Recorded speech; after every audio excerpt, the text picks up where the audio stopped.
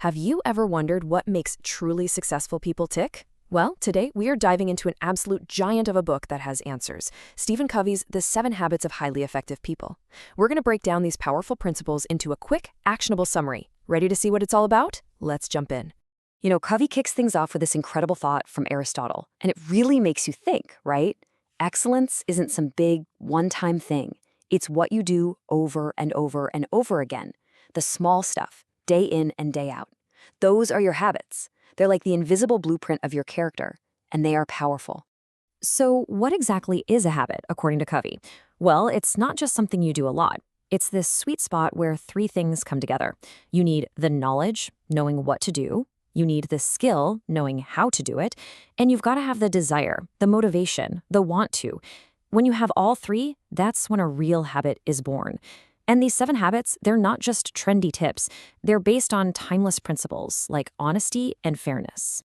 All right, so Covey splits the journey into 2 parts. First up is what he calls the private victory. This is all about you. It's about mastering yourself first. Think about it. You can't really lead a team or family effectively if you haven't won the battles inside your own head first. It's where it all begins. Okay, habit 1. This one is the foundation for everything else. Be proactive. And this is so much more than just taking initiative. It's a deep down belief that you are the creator of your life. You're in the driver's seat. Your life is a result of your choices, not your circumstances. You can't control everything that happens to you, but you can always control how you respond. That's being proactive. And you can literally hear the difference. Reactive people, their language gives them away. It's all if only or I can't because. They're basically giving their power away to something outside themselves. But proactive people, their language is all about choice. I can, I will, let's find a way. It's the language of responsibility. Next up, habit 2. Begin with the end in mind. This is based on a really cool idea that all things are created twice. First, there's the mental creation, the blueprint in your head. Then there's the physical creation, the actual result. The question is, are you consciously drawing your own blueprint, or are you letting your job, your parents, or your circumstances draw it for you? And this quote just nails the point. This is the classic difference between leadership and management. Management is all about efficiency. How fast can you climb the ladder? But leadership is about effectiveness. Is the ladder leaning against the right wall in the first place? You can be super efficient at straightening deck chairs, but if the whole ship is sinking, well, it doesn't really matter, does it? So how do you actually do this? The main tool Covey suggests is a personal mission statement. Now, don't let the name scare you off. It's not some stuffy corporate document. It's more like your personal constitution, your own North Star. It's the thing you look at to guide your decisions when life gets complicated. So if habit 2 was about designing the blueprint, habit 3 is where you actually start building. This one's called Put First Things First, and it's where the rubber really meets the road. It's the habit of managing yourself and your time based on the priorities you just set in habit 2. And this matrix, this is a game changer for so many people.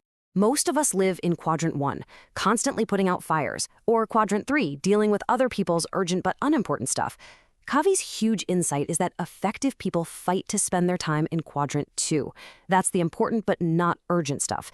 Planning, building relationships, learning. That's the quadrant of true effectiveness in growth.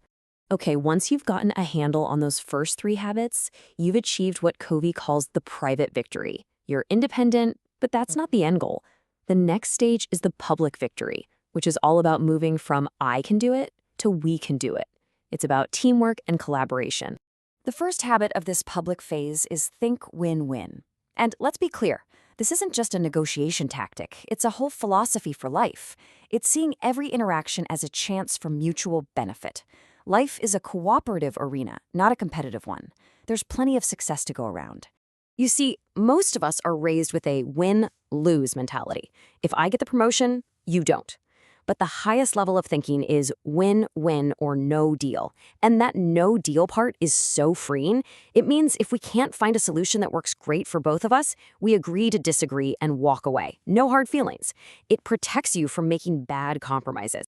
All right, habit 5 might be the single most important communication principle you ever learn. Seek first to understand, then to be understood. Be honest. When you're in a discussion, are you really listening? Or are you just reloading, waiting for your turn to talk? Most of us listen with the intent to reply, not to actually truly understand. The goal here is to get to the highest level of listening, which Covey calls empathetic listening.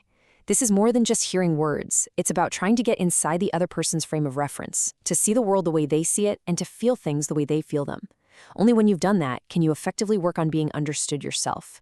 And when you've mastered all those other habits, you get to habit 6, synergize. This is where the magic really happens. Synergy is that incredible creative cooperation that happens when a group of people work together to produce something far greater than any one of them could have done alone. Yeah, the math of synergy is kind of cool. 1 + 1 = 3, or 10, or even 100. It's not about compromise, where everybody loses a little. It's about valuing the fact that people see things differently. When you do that, those differences become your greatest strength, opening up possibilities you never would have seen on your own. And finally, we get to the habit that makes all the other ones possible. Habit 7, sharpen the saw. This is the habit of self-renewal. It's about taking care of your greatest asset, you. Covey says we need to regularly sharpen the saw in 4 key areas. You've got your physical side, exercise, nutrition, your spiritual side, connecting with your core values, your mental side, reading, learning, expanding your mind, and your social and emotional side, nurturing your relationships. If you let any one of these get dull, the whole system suffers. And here's the best part. This whole thing isn't a one-and-done deal. Practicing these habits creates an upward spiral. The more you learn, commit, and do, the higher you climb in your own personal effectiveness. It's a journey of constant growth, with each turn of the spiral building on the last. So as we wrap this up, I want to leave you with a question. Just take a second and think about it. Of all these 7 habits, which one, if you really committed to it, starting right now, would make the biggest positive change in your life? If you got something valuable from this breakdown of the 7 habits, do us a huge favor and hit that like button. And of course, make sure you subscribe to Book Explainer for more summaries of life-changing books just like this one. Thanks for tuning in.